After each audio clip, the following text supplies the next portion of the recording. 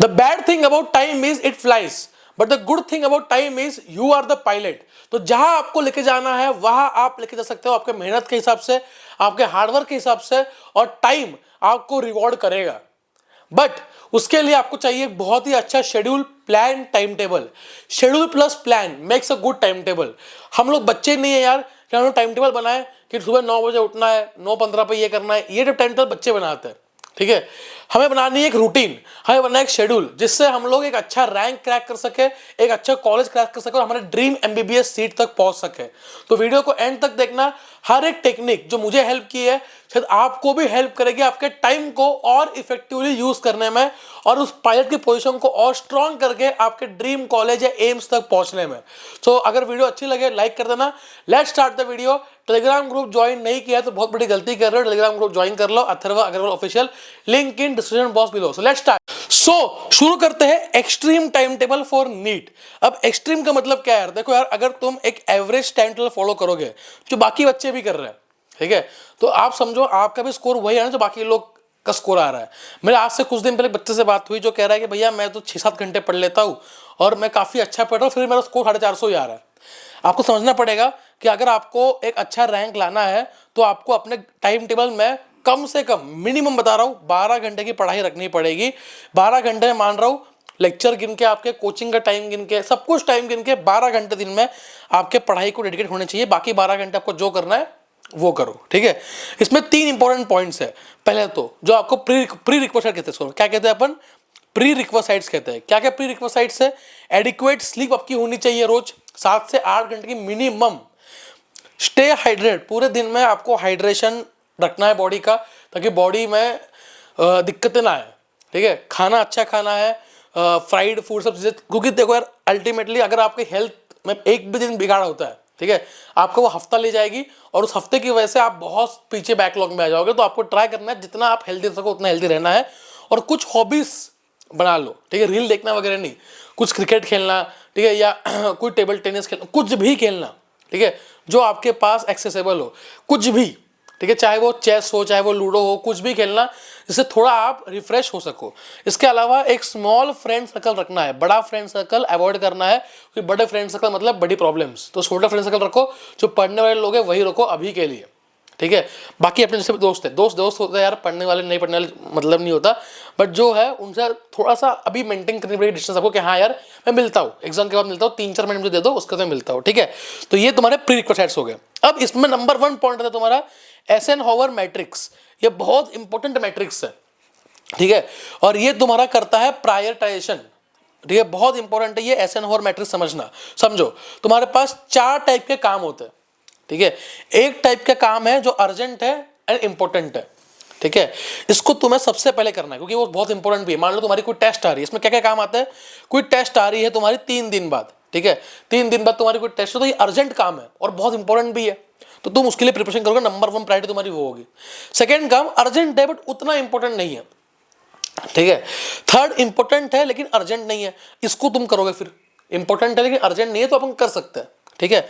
और बिल्कुल इंपॉर्टेंट नहीं है, बिल्कुल अर्जेंट नहीं है, इनको छोड़ देना है, ठीक है। इसको ट्राई करो, किसी और को दे दो, घर वालों को बोल दो कि आप कर लो, ठीक है, या किसी दोस्त को बोल दो, या किसी भाई बहन को बोल दो कि यार ये काम, मान लो कोई ऐसा काम है कि मार्केट सब्जी लेके आनी है, ठीक है, या आपका पेन खत्म हो गया, पेन लेके आना है, तो ऐसे काम में टाइम वेस्ट नहीं करना। ऐसे काम जो बाकी लोगों से हो सकते हैं उनसे करवाओ, क्योंकि ये टाइम आपका बहुत ज़्यादा इंपॉर्टेंट है, ठीक है। ये मैसेज मेरे पेरेंट्स के लिए भी है या आपके भाई बहन के लिए भी है कि अगर आपके पास ऑप्शन है कि आप ऐसे कामों से आपके जो एस्पिरेंट आपके घर में पढ़ रहा है उसको बचा सकते हो, तो please try to save their time, क्योंकि यार बहुत टफ एग्जाम है ये, ठीक है। तो ऐसे तुम्हें अपने काम को दिन में जान लो, तुम 10 काम करने वाले हो कि ये करना है, ये करना है, ये करना है, इससे बात करनी है, जो इंपॉर्टेंट है सबसे पहले करना है, जो इंपॉर्टेंट और अर्जेंट है, ठीक है। और बाकी सब काम धीरे धीरे करना होगा, अगर लास्ट में एक काम छूट भी जाए तो कोई दिक्कत नहीं, कोई और कर लेगा, ठीक है। चलो, तो ये होता है एसेनहोवर मैट्रिक्स। नेक्स्ट है कि तुम करोगे टाइम ब्लॉकिंग। अब हमने देख लिया कि हमने काम को तो बांट लिया, ठीक है, उसके बाद टाइम ब्लॉकिंग करनी है। टाइम ब्लॉकिंग में सबसे इंपॉर्टेंट तुम्हारा टाइम ब्लॉकिंग होता है तुम्हारा स्लीप का, ठीक है। मेरा क्या था, मेरा था कि रात को मैं 12 या 1 बजे तक सो जाऊंगा, मान लो मैं 1 भी पकड़ लूँ, ठीक है, सुबह 8 पे उठ जाऊंगा, 8 या 9 पे, ठीक है। तो 7 घंटे की मेरी स्लीप फिक्स हो गई, 7 घंटे की मेरी स्लीप फिक्स हो गई, तुमने टाइम ब्लॉक कर दिया। उसके बाद कुछ टाइम ब्लॉकर्स थे, ठीक है। अब कोचिंग के टाइमिंग हिसाब से मान लो कोचिंग मेरी सुबह है, शाम को है, तो सुबह मेरे दिन में था कि मुझे किसी तरह से कोचिंग के अलावा, लेक्चर्स के अलावा मुझे 3-2-2, ठीक है, ये टोटल कितने हो गए, 7 घंटे का ब्लॉक निकालना है एटलीस्ट। इतना नहीं हो पाया, नहीं होता है मुझे पता है, तो एटलीस्ट 2-2-2 कोचिंग में तुम पढ़ रहे हो 4-5 घंटे, ठीक है, तुम कोचिंग नहीं जा रहे हो, तुम घर पर लेक्चर कर रहे हो, तो तुम्हें पढ़ाई में आ गया, ठीक है। बट लेक्चर्स के अलावा, लेक्चर देखने के अलावा, मेरी याद है सुनना, लेक्चर देखने के अलावा मेरे पास 3 स्लॉट होने चाहिए थे, ठीक है। और वो 3 स्लॉट 2 घंटे 2 घंटे 2 घंटे में मैं हमेशा हमेशा हमेशा बांटता ही था। कभी टाइम मिले ना तो खुद को खींचता भी था कि इन 2 को मैं कैसे 3 घंटे कर दूं, ठीक है। तो कोचिंग के अलावा अगर मैं 4 से 5 घंटे कोचिंग कर रहा हूं, उसके अलावा मिनिमम मेरी घर पे 6 घंटे की इफेक्टिव पढ़ाई होनी चाहिए। It is called time blocking, ठीक है, कि ये टाइम तो फिक्स पढ़ाई का है ही है ऐसे, ठीक है।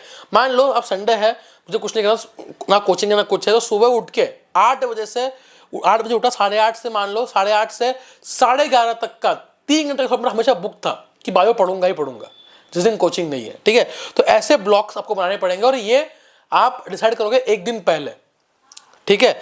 चलो ये हो गई टाइम ब्लॉकिंग। अब इसमें एक चीज है टास्क बैचिंग, ठीक है, इस पे आएंगे। बट इससे पहले जब तुम टाइम ब्लॉक करते हो ना तो छोटे गैप्स ढूंढो, ठीक है, उन गैप्स को यूटिलाइज करो। मान लो तुम रात को 30 मिनट्स वेस्ट कर रहे हो किसी चीज में, ठीक है। मैंने अभी एक स्टूडेंट से बात हो रही थी जो हमारे सुपर 35 बैच की है, वो दिन में क्वेश्चन ही नहीं कर रही, वो लेक्चर पूरे कर रही है बट क्वेश्चन नहीं कर रही।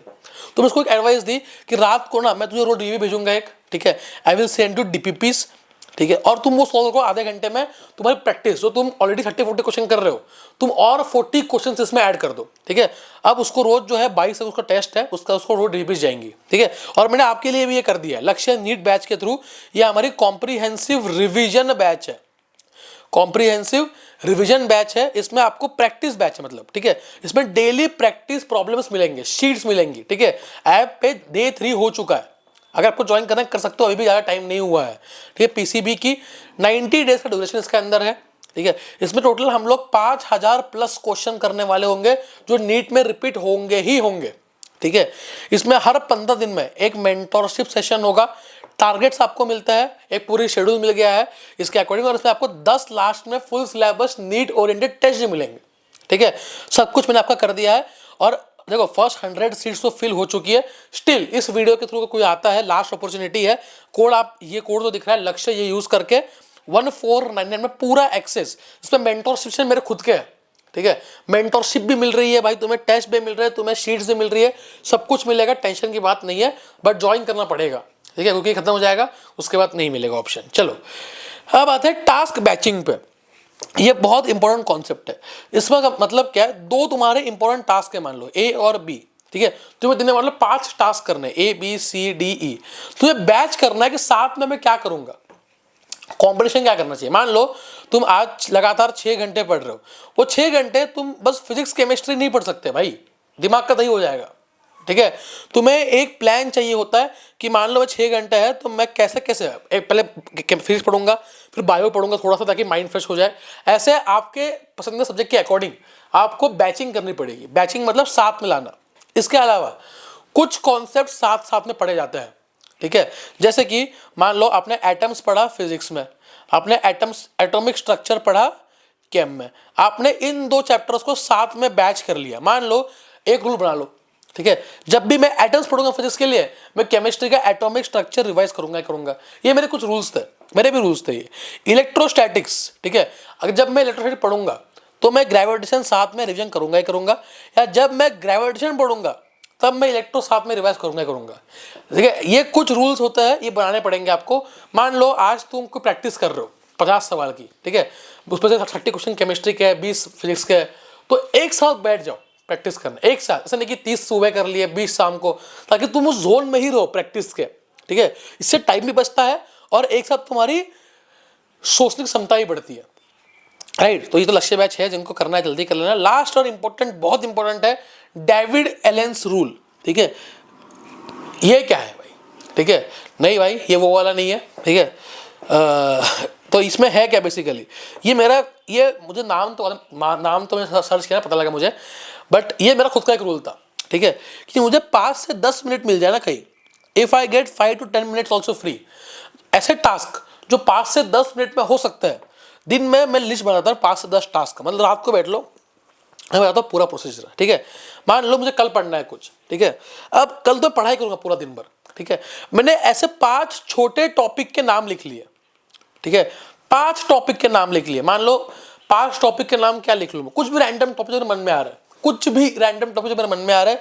जैसे मैंने लिख दिया नंबर 1 पे एनिमल किंगडम के एग्जाम्पल्स, ठीक है। नंबर 2 पे मैंने लिख दिया कुछ भी गाइनोशियम का स्ट्रक्चर या फैमिली लिख दिया, ठीक है। या मैंने लिख दिया इसके अंदर तुम्हारा इवोल्यूशन ऑफ मैन, ठीक है। ऐसे मैंने रैंडम 5 टॉपिक रात को लिख दिए।